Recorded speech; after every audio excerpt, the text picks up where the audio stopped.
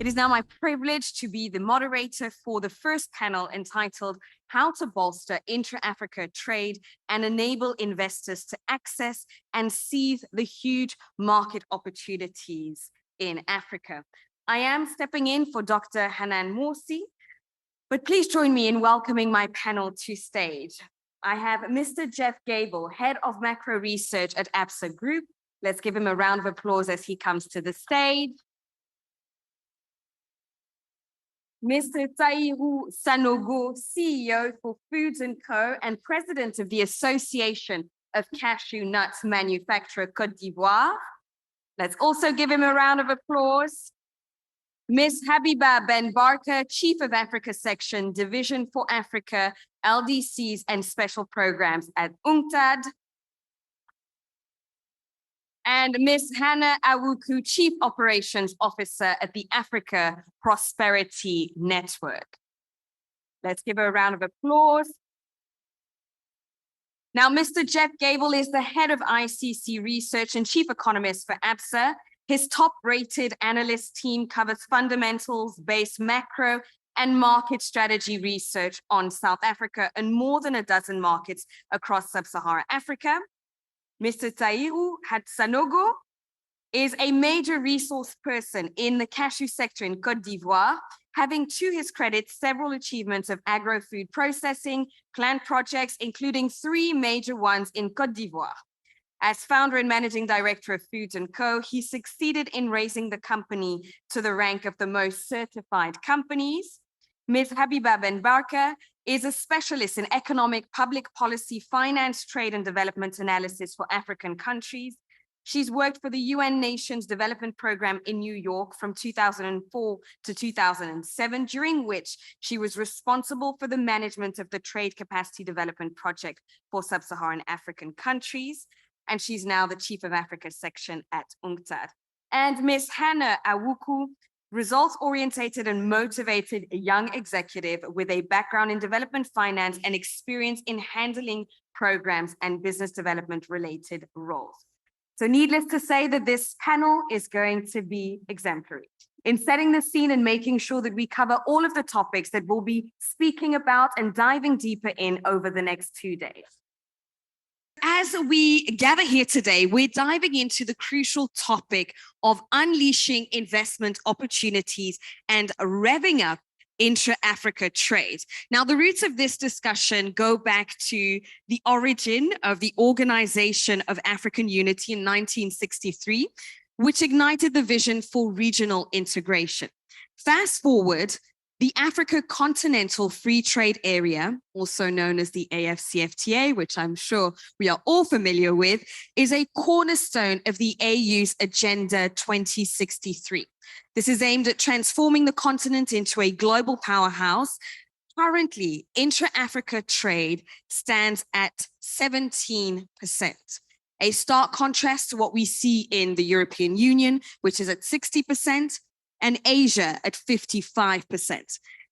Our panelists will explore strategies and give us insights as to how we can unlock opportunities for investment that will catalyze the growth of inter-Africa trade. Now, in starting us off, Habiba, I'd actually like to start with you. You have worked in the tangible implementation of the AfCFTA at national level. And so what I'd like to get from you is, what have you seen so far? Where are you? And what are the key lessons that have been learned? Thanks, Tanya, for that question. It's true that when it comes to the CFTA, people are expecting a lot of changes happening. And I don't want to be focusing too much on the lesson learned, because there's not much comprehensive lesson we can learn from what happened so far. But I would rather more focus on the priorities. When African countries engage into start implementing the CFTA, what they expect is to increase the export volume and the export value within the continent, which is quite important because it will add more value to it could create more employment and provide them with more revenues. But what we are trying to kind of work together with African countries to when they implement the CFTA, they need to look at products that they may not necessarily export now, not necessarily adding more value to what they're exporting, but looking at what type of market niches they can create. What are the products that they can now maybe start manufacturing or expanding onto where they will have more competitive advantage within the region. So this is what we are really looking at, working with them. That should be the aim, basically. So we are looking at towards more sophisticated manufactured product that they should maybe venturing into. You mentioned the 17%, which is the intra-African trade share in terms of total export from Africa, which a lot of people might say, okay, it's still minimum, but it's still a lot compared to the global Africa share in global trade. And what is more important or interesting in that 17% is that it's mostly sophisticated manufacturing products. It's not necessarily primary products that are exporting among themselves. So they're exporting automotive parts, they're exporting among themselves agribusiness products. So products that have more added value. So the CFTA being implementing kind of will provide them with that leveraging on that already intra-African added value trade that is happening on the continent. But of course, there's a huge untapped export potential on the continent. We have estimated at UNCTAD at 22 billion,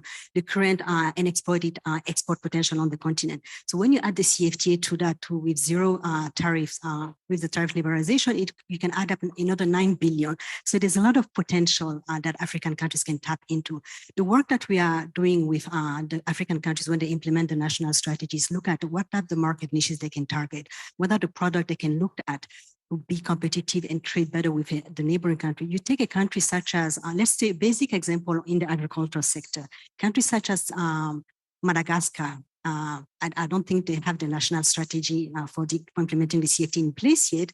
But for instance, in the agricultural business, Madagascar can partner with a country such as Mauritius. So you can have a private company in Mauritius that can start manufacturing technologies that you'll be looking at how to address climate impact effect on agriculture.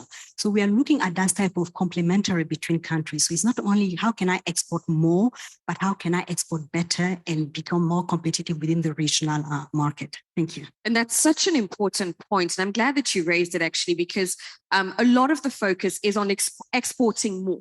That's what we keep talking about. How can we export more?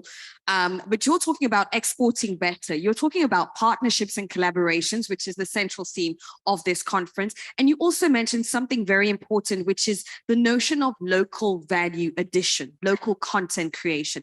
And this is where I'd like to get your input, Hannah, in terms of the continent and our current, let's say, focus. How can we create value locally better? Thank you for the question, Tanya. I think most of the things that I was going to make reference to today have already been touched on by the Vice President of the African Development Bank. Basically, for a continent like Africa, we have comparative advantage when it comes to production in terms of agro-business. You have most economies being agro-based. And so if we are talking about value addition, it's basically improving our production and then adding value to them. How do we add value to production if we do not produce in large capacities? Then that brings us to establishing regional development or production centers where we can trade amongst ourselves such that if, let's say, from the copper mines in Zambia to maybe the cotton farms in Burkina Faso, there should be a deliberate attempt that we are producing more so that we can establish a refinery or a production factory, a manufacturing factory maybe in Mauritius or maybe Ivory Coast, to ensure that we add value to those commodities before we take them to the international market. Until we do this, we will just be still representing 3% of global trade, which is not what we envisage to do. So if you ask, how do we add value to this? It will be to improve upon productivity, and at the same time, we also have to improve upon infrastructure, because these two are correlated. Until we address infrastructure integration, we will not be able to increase productivity. So that is what I say. And both of these two things require funding. They require investments into the continent, both infrastructure investments as well as trade funding. But now when we talk about investments into the continent, the notion that keeps being assimilated to this is the notion of perceived risk and the fact that there is very often a risk premium associated or even assigned to investing on the continent. So how do we deal with that, Jeff? How should we manage the risk premium that can be associated with investing on the continent? And in other words, how can we de-risk? Listen, it's a critical question, right? Because the idea that we have a bunch of raw commodities, but we don't beneficiate them in part is because it's too expensive to beneficiate here. And we're going to have a discussion, I'm sure, about hard infrastructure, but soft infrastructure is just as critical. And some of that soft infrastructure is that in a country where the interest rate is 30 or 40 or 50%, you're not going to be setting up a factory, right? So I would take sort of the question around de-risking and think around it specifically about how do we reduce the cost of that finance. And we're going to hear over the next 2 days, I'm sure we're going to hear a lot around sort of non-market financing from development institutions and others. And we're going to hear about lots of exciting work around where we can look at projects and then syndicate them out, split them up amongst various institutions. I'll take a slightly different angle for this panel, though, and say that this is just partly Africa's financial markets, and a lot of countries just aren't working very well.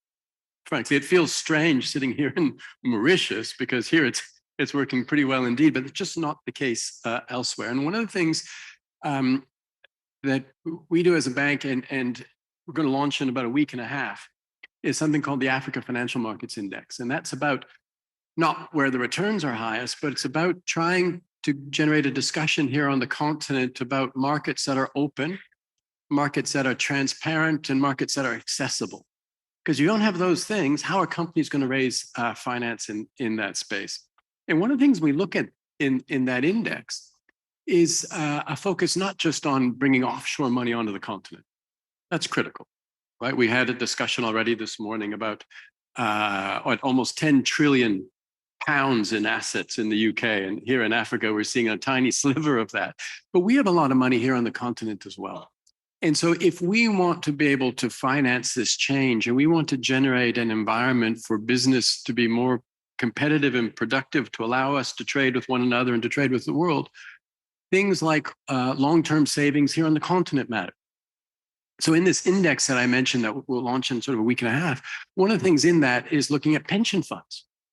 So here in Mauritius, pension fund assets per capita, almost $4,500. Higher would be better, pretty good number. Namibia is about the same. Think about the big economies of East Africa, whether it be Kenya, Uganda, Tanzania. That same number is not 4,500, it's about 250. $250. And you think about some of the regional giants on the continent, Angola, Ethiopia, Egypt, pension assets, long-term domestic savings, less than $100 per person. Now, that's very difficult in that environment to be able to credibly raise sort of low-cost finance that generates the competitiveness that we need for our businesses. So an awful lot needs to be done there. Thank you, Jeff. And I mean, we're talking here about what needs to be done from a governance perspective, from a sovereign perspective. But Taiwo, I'd like to hear from you in terms of the work that you're doing. What do you see as some of the challenges that you've experienced and you esteem exist when it comes to intra-Africa trade? So we earlier heard of lack of investment in infrastructure mainly, transport, energy and communication and so on. But the same perception for of risk and of governance also applicable. And this is the major point, the major hurdle, the major constraint for us to finance, to have through financial solution, financing solution for our business, for private sector, for private project and so on in Africa, I'll say, and many in the area I know. Then it's important to know that without this, we cannot fund industries and farmers and mainly transformers. We cannot finance our new project, development of the new technologies, so that to be more efficient and have more income, so that to go for building our own brands. which is the true challenge at the end of the day. So apart from this, building capacity and training and all these skills we need to go for more performance and have try to reach for let's say to go up the value chain is very important for us, but it's not possible without this financing. So we have no true financial solution, reliable and cost effective. No. Then you can imagine that for us it's frustrating. I can tell you, since I'm speaking, I was speaking as the representative of captain of agro industries in our area in West Africa, mainly in Cote d'Ivoire. It's very frustrating, and some of us say that we are working for the banks. You remember all the main major banks have already pulled out of Africa, out of the country. So this helps without any true financial solution, for our business and to build wealth, to have better income, so that to fund our new technology, build our brand, so that to market and have a better income. So this is a true solution we need for this. I can give you example. One example for the main commodities. They say cocoa or cashew, for instance. Imagine that farmers are earning maximum 2%, 2.5 maximum in the best of case of all the value chain. So this means almost 97% of the income generated by this value chain is given to the wholesale buyers for royalties and so on. So how can we have the resources needed to build our own brand, so to have more money, to be more sustainable and to grow? This is the true question. And then this is all the more difficult that the farmers are then and all of us, we are led there, we are there at the mercy of the global buyers who are dictating the terms and the conditions of trade. It's normal. So now it's important everyone gets aware of this point. We need to be helped. Africa needs to be helped because of the global economy need to be helped to secure true and reliable, cost-effective financing solution for our private sector, private business. So I'll stop there. Yeah, and I'm actually going to ask Jeff to come in on this one. Actually, do you agree? Do I agree that it absolutely On those points? Yeah. Or what other financing solutions should we be implementing and putting our attention to? Listen, you want to generate financing wherever you can find it. And that sounds like a very empty answer, but you need to mobilize local savings out from underneath the mattress and through pension funds and others, because a small trader is not going to be generate a significant loan for a bank or from a development institution and others. And on the other end, right, you want to look very widely. In the end, we want to position ourselves as Africa, not only as a place where sort of non-market finance can come from and others. We want to position ourselves in a place where that 10 trillion pounds that was mentioned in the UK sees its opportunities here on the continent. Right? The more financing at the better cost that we are able to access here on the continent, the better we price ourselves into being globally competitive. And when we price ourselves into being globally competitive, then we're not just the people who have the right soils and the right sunshine to generate the raw material product. We're suddenly in an environment where we're the right part of the chain to be able to move it through the next stage of processing, And within that, if I could also highlight, we've spoken on this panel, we've spoken already this morning about this 17%, that 17% of our trade is within Africa, and we want to grow that. Let me throw it out there that the 17% I don't think is the important number. What we want to grow is grow our trade, right? So not as a percentage, we want that thing to be bigger in dollars. We want that thing to be bigger in GDPs. right? And our goal is by trading within ourselves, we're going to become more globally competitive. But the idea is we just trade more, right? Throughout. And I think that's a really important secondary point. Okay. Now, in order to train more, one of the critical elements that you also mentioned, Tahiru, is building capacity locally. How do we do this better to make us more competitive globally? And I'm asking you, Hannah. Okay, so basically we have all been talking about one subject without basically referring to it. And in this, I'm referring to the AfCFTA.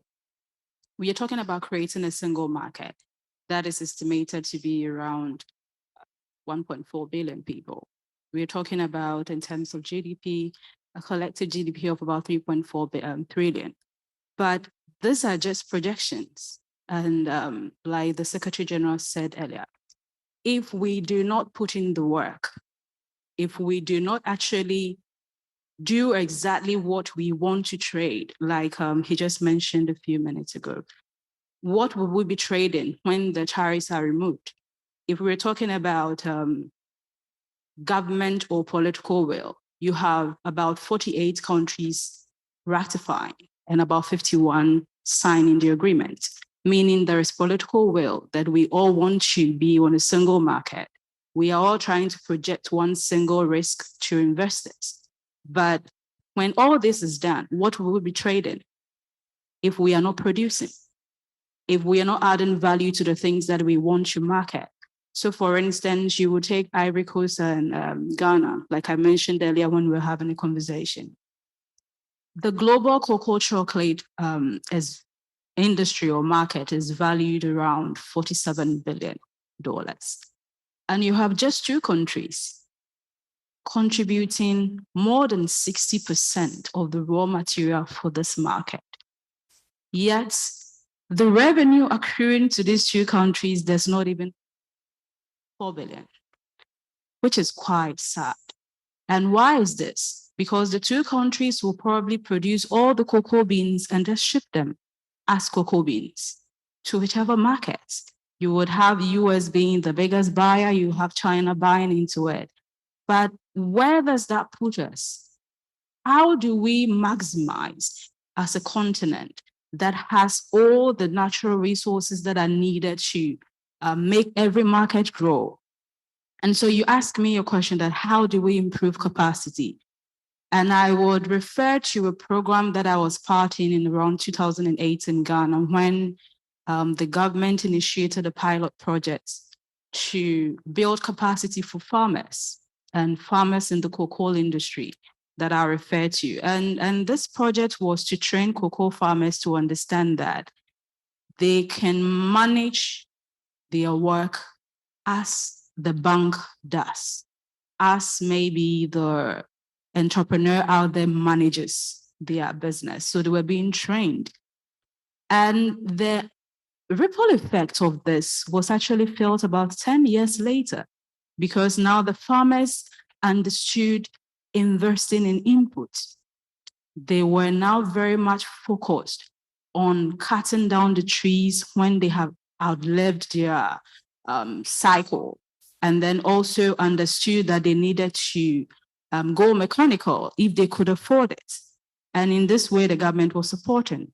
Or they would also want to do what you call group farming. So if my capacity was as one single farmer, I could do 1 acre. Then why don't we bring about 10 farmers or farming families together so that we can do about 20 or more acres? So this brings us on a continental basis.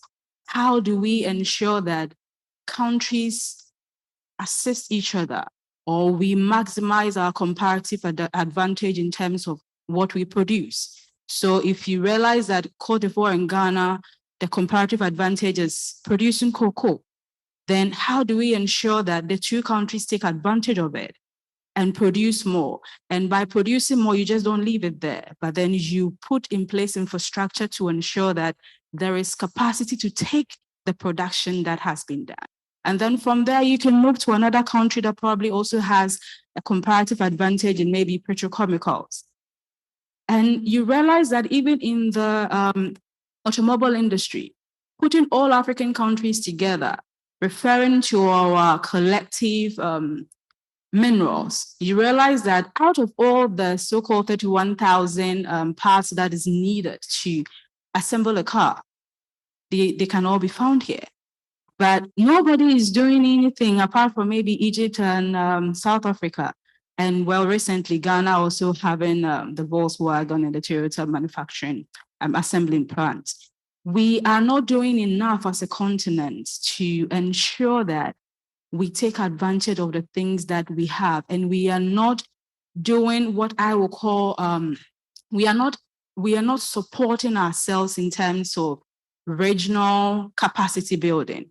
Instead of maybe realizing your capacity and where I come in, where I can support you to ensure that, because I have the advantage at this maybe production, you have the advantage in growing, we need to collaborate. So what I call here is partnerships.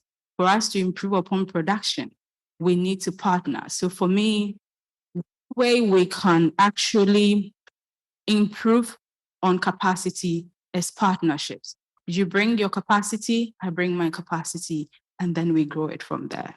Absolutely. Thank you so much for that intervention.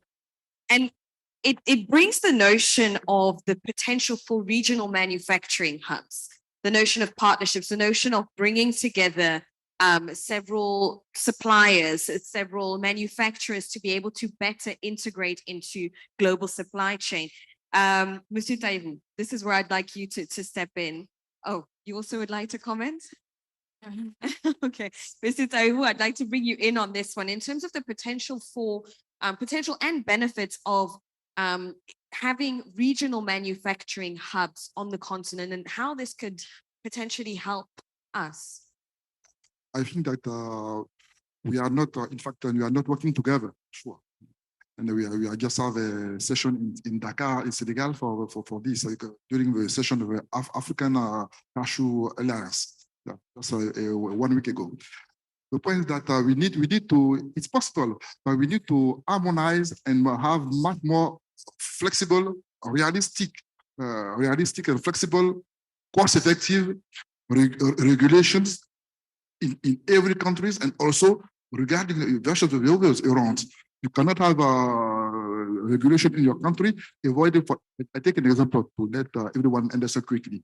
In Ghana, you have some facilities there. You have a production facility there, needing cashew, and in Côte d'Ivoire, needing cashew because of the production of cashew is low, so compared to the facility set there, and they need cashew, raw cashew.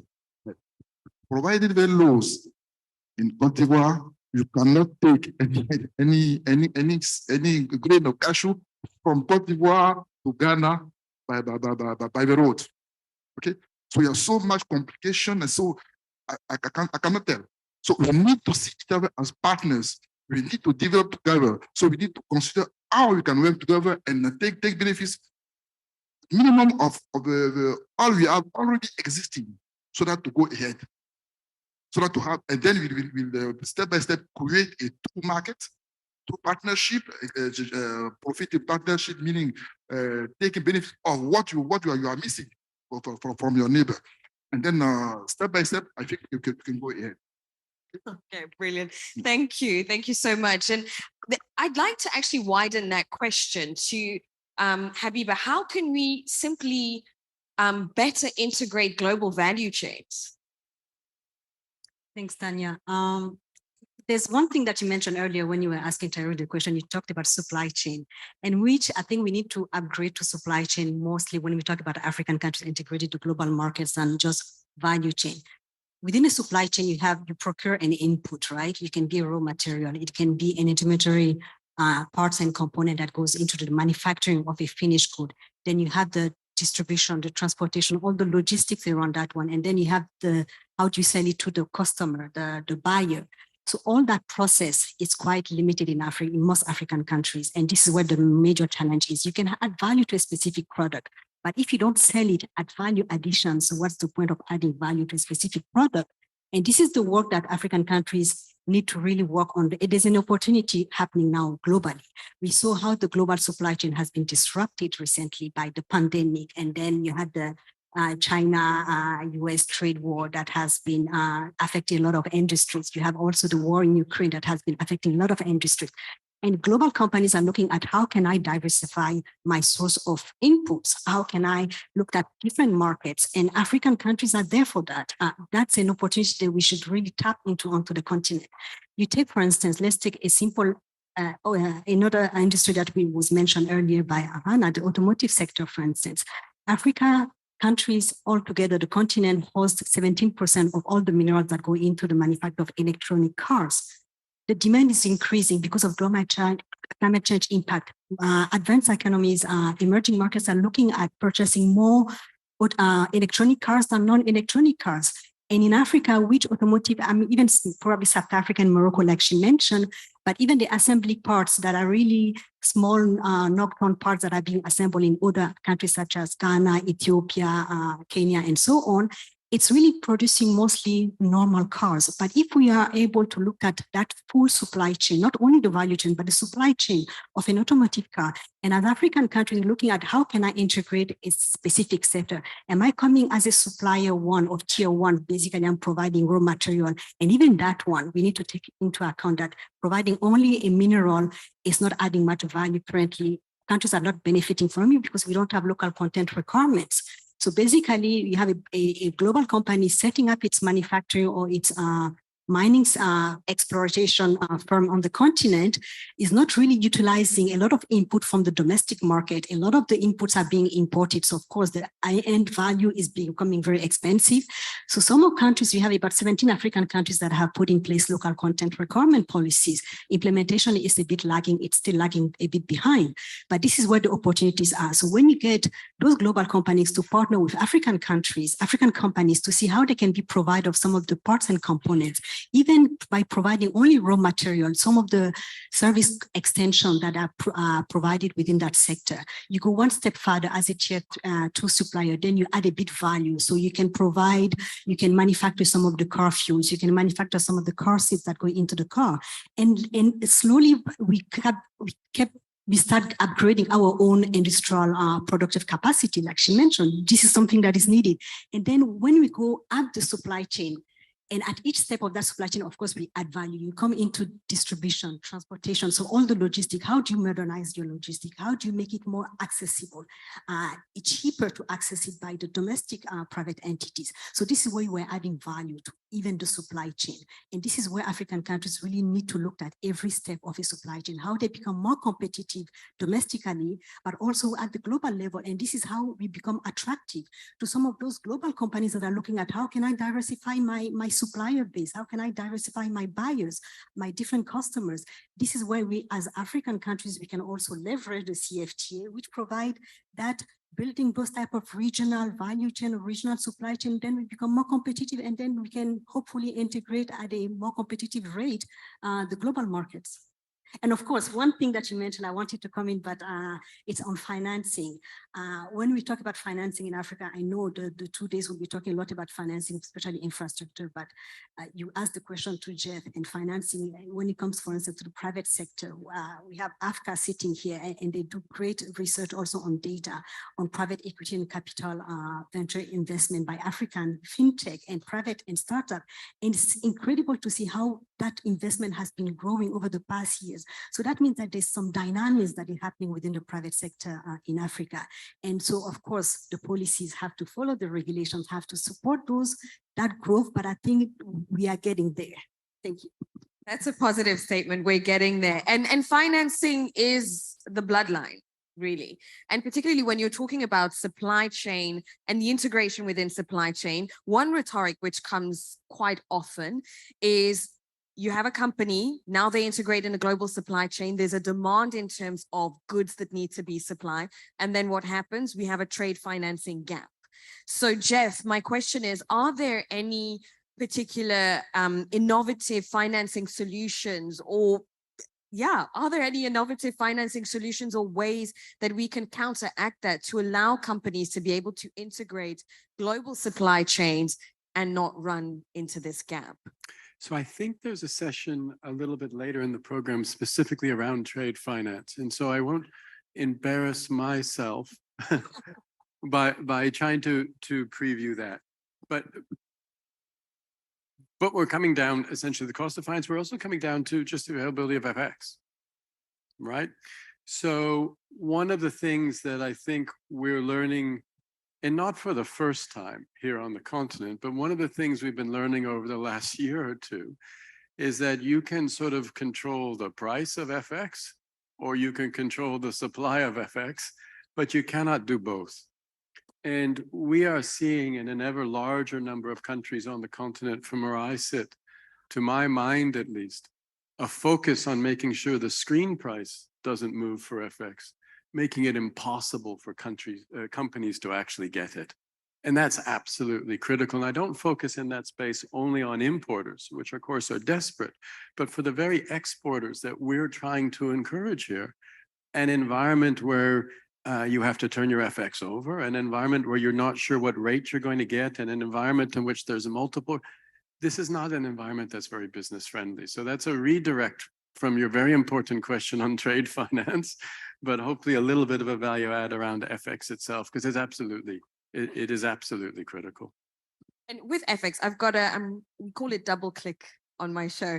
I'm going to double click on that because with FX also comes the notion of countries' sovereign rating and how that impacts foreign direct investment coming into the country.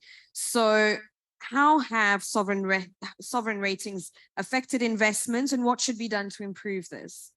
So sovereign ratings, Mr. Sanyal spoke a little bit earlier today with some excitement that India was positioning itself to be able to compete with some of the global credit rating agencies. And I think it was a call to action for those of us engaged in Africa to put our hands up and sort of follow along that journey. Credit ratings are very much, there's a new economy phrase, it's a network industry. I think that's the new economy phrase, right? One credit rating doesn't tell you anything. It's relative. You need lots of them. You need lots of countries, and then people can sort of stack together. So the addition of a new global credit rating agency is superb. Why do you want a credit rating at all as a country, right?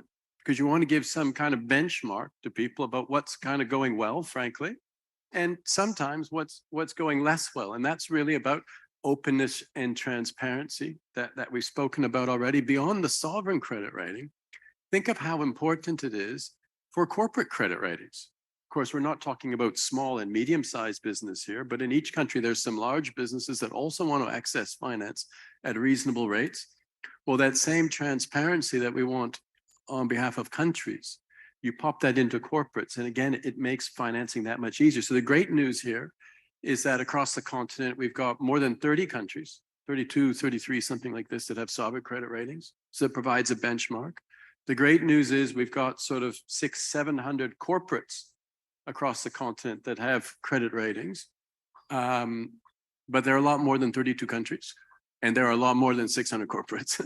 So there's an awful lot of additional work to do here, but it's about shining transparency. And if I could take one more moment, because that at the sovereign level, at the corporate level, that's very much top down. Let's think in a practical way about some of the smaller growers. Let's think in a practical way about some of the smaller participants we have in our economy. That's got nothing to do with the sovereign credit rating, but it's got an awful lot to do with the discussion they can have with the bank or the micro lender and others. And that's about credit bureaus, right? So this isn't just for big business. This is about building a record, people being able to price your risk better, not looking you in the eyes and wondering whether you're going to pay them back or not, but understanding it better. So the work that's being done across the continent on credit bureaus, ensuring that the data is shared across country, it's not each bank or each lender that has it. Some of that's very exciting, and I think will help an awful lot generate a better business environment, which is at the core of what we need here. Brilliant. And on that note, we'll actually open the floor to questions. If you do have a question, please raise your hand. I've got time to take 3. And a microphone will be handed to you. If you can just go directly to your question. Okay, we've got a question here from the gentleman at the front. Thank you very much. This is very interesting.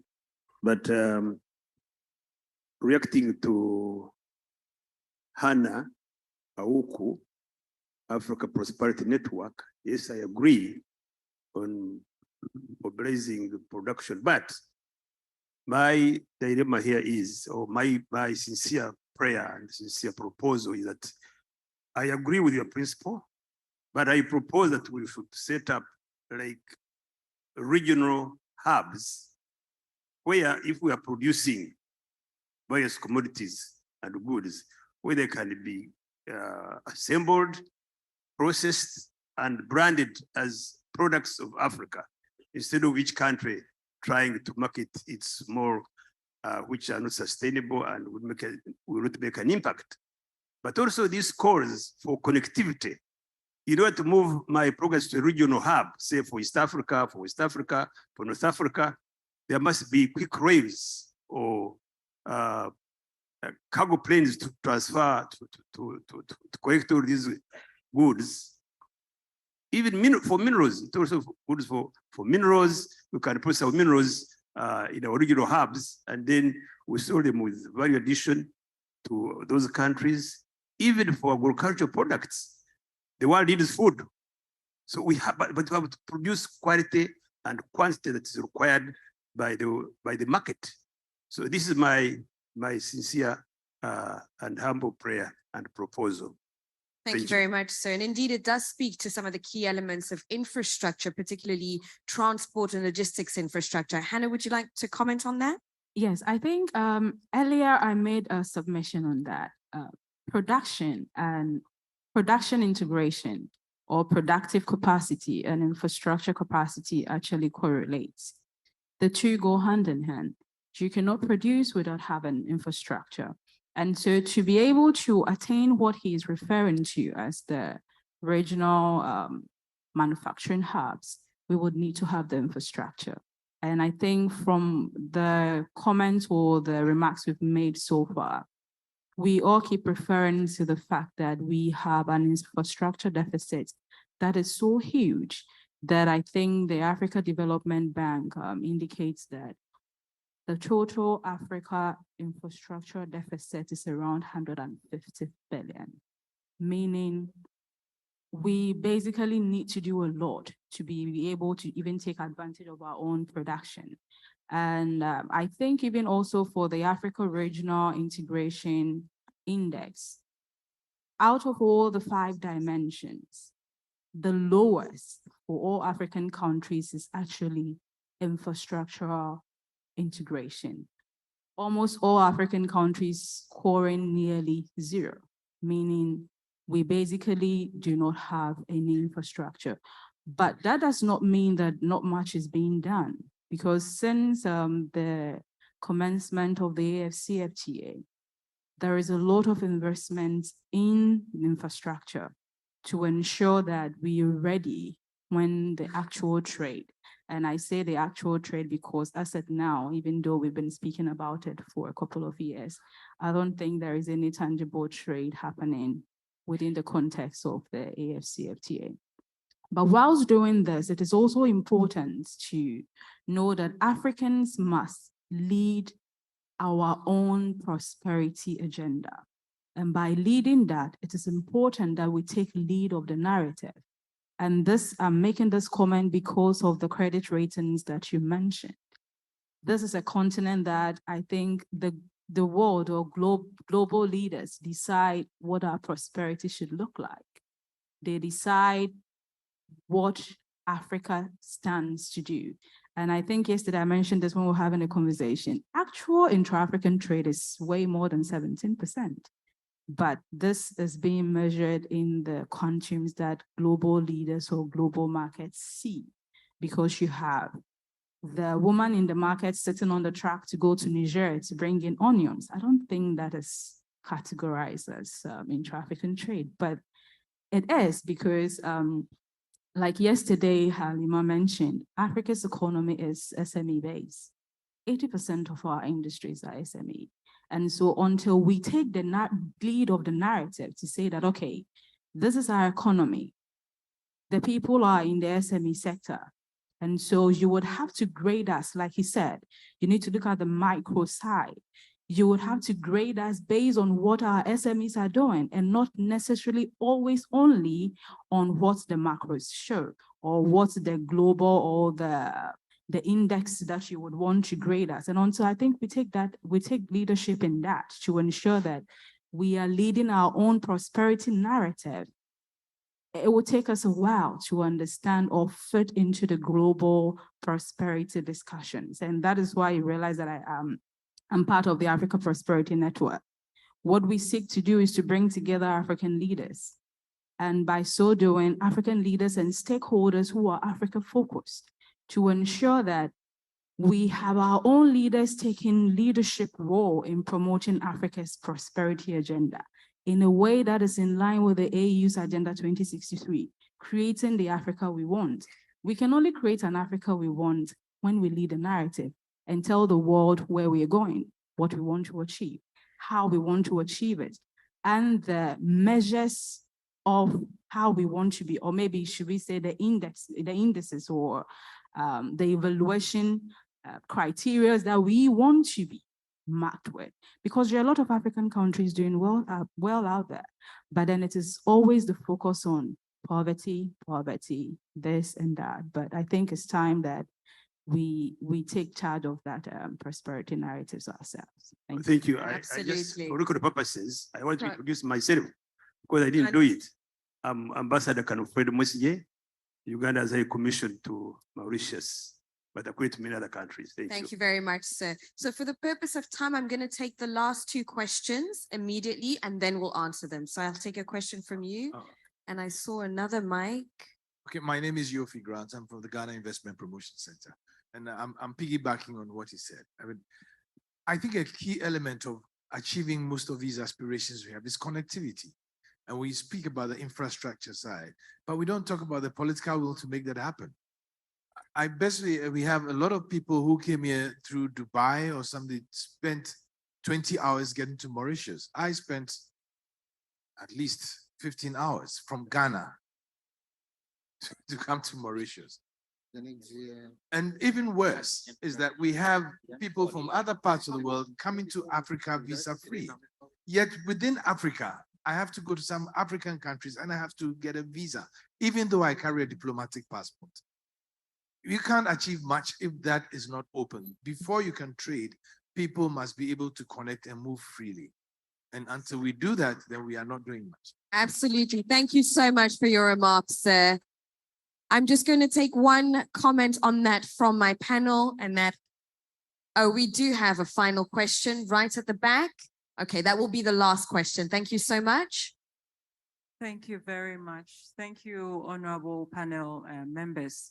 I want to find out, I think from one of the panel members, she made mention of the fact that most of our goods are agro goods.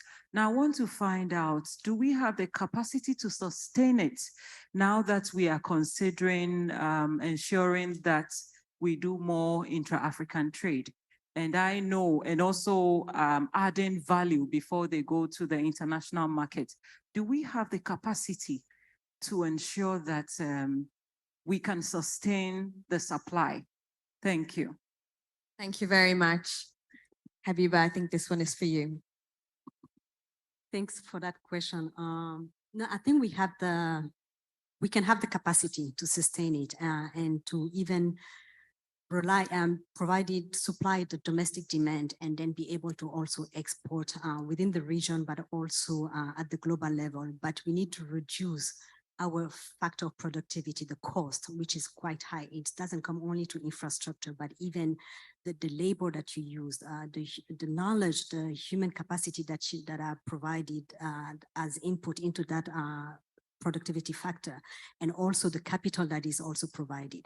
I mentioned agriculture as an example when I spoke the first time, is that there are there are opportunities to strengthen even the agricultural sector, even the agri-industry sector within African countries. If you are able to create more linkages, for instance, with the services sector, which a lot of countries, when they looked at their export diversification strategies, they don't foresee services as being critical. And we made some study when we looked at services sector. And when I talk about services sector, it's business services, financial services, information and communication services, ICT. It can come to different type of services. We have 12 categories of services sectors.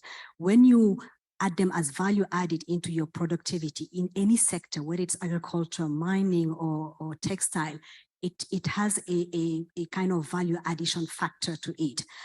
So basically, it's reducing the cost of your factor of productivity.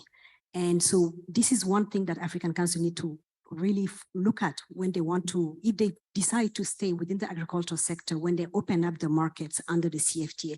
And that's one key issue that also that Africans have been battling with. When I open up, which market am I protecting? Because I'm allowed to protect some services, some products, or some sectors for a few countries, for a few years, so I'm able to develop my domestic capacity or industry within that specific sector. And a lot of countries, unfortunately, don't have a visibility on what the other markets have a comparative advantage on. So they decide to basically target industry or products where they believe can add more value into once they open up the market under the CFTA. But if they have a better understanding of what the other countries have a comparative advantage on, because what will happen when they open up country, for instance, you have a country in Ghana and you have a country in Malawi. Malawi can start exporting its rice to Ghana and it has all the rights to do that one. But if Ghana would like to maybe look at, okay, do I protect my rice industry, or do I leave it, open it up to competition with Malawi? Or do I focus on a different sector, let's say the packaging of rice, or how rice can be transported into, let's say, how do you call it, cereals and so on, or even type of more added value products, then can I venture into that specific sector so I'm not competing directly with a country such as Malawi? So those are the different type of strategies that countries are trying to really put into place when they are starting implementing the CFTA, the African Continental Free Trade Area strategy. Thank you. Fantastic. And it's on that note that we will close this panel discussion. Thank you so much to my panelists and to you, my audience, for this engaging first conversation as we set the scene for the rest of the conference. Please give a round of applause to Mr. Tahiru Sanogo, CEO of Food & Co's and President of the Association of Cashew Nuts Manufacturer from Côte d'Ivoire. Mr. Jeff Gable, Head of Macro Research at ABSA Group. Mrs. Habiba Ben Barka, Chief of Africa Section, Division for Africa, LDCs and Special Programs at UNCTAD. And Ms. Hannah Awuku, Chief Operations Officer at the Africa Prosperity Network. Let's give them a big round of applause.